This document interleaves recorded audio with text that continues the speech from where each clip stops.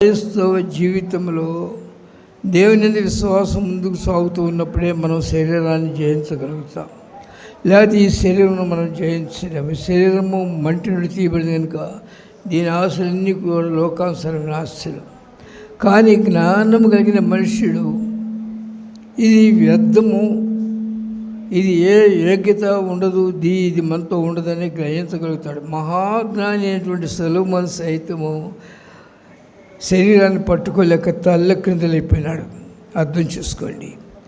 దేవునితో సంబంధం కలిగిన వాడు, దేవుని సన్నిధిలో ప్రార్థన చేసి దేవుని స్వరం విన్నవాడు, దేవుని సన్నిధిలో తగ్గించుకుని దేవుని జ్ఞానమును సంపాదించుకునేవాడు తన శరీరాన్ని పట్టుకోలేకపోయినందువల్ల ప్రేసోలరా తన జీవితంలో తల్లకిందలైపోయి వ్యర్థము సమస్త వ్యర్థమని అన్నీ అయిపోయిందో గ్రహించినాడు.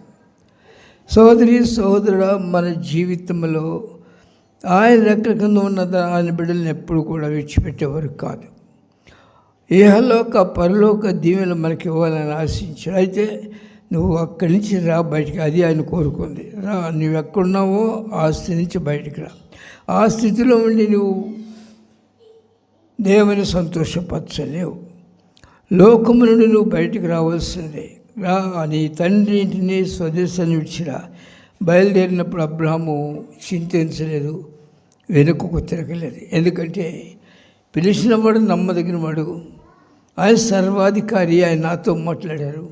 ఆయన నమ్ముకున్నవాడిని ఎవరిని సిగ్గుపరచడు. కానీ నేను ఆయన వెంట నడుస్తాను. ఎప్పుడైతే ఆయన వెంట నడవటానికి ఒక మనిషి ఇష్టపడతాడో అతని మీద ఆయన రెక్కలు పతలపరచబడి ఉంటాయని 91వ కీర్తన రాయబడినది. మహోన్నతిని రెక్కల సాటి నివసించువాడు, సర్వశక్తిని నేను విశ్రమించువాడు. ప్రేసలరా, నీ ప్రక్కని 1000 మంది పడను, నీ కుడి ప్రక్కన 10,000 మంది కూలిను. అంటే అర్థమేంటి తెలుసిన?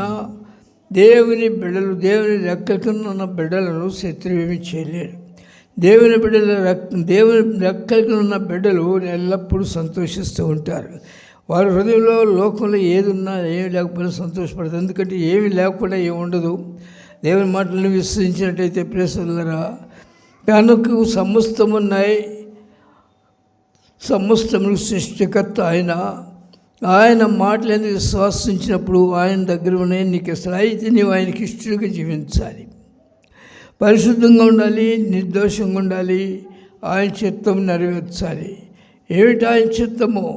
ఈ లోకంలో ఉన్న నీవు నిన్ను ప్రేమించి రక్షించుకున్న నీ తండ్రిని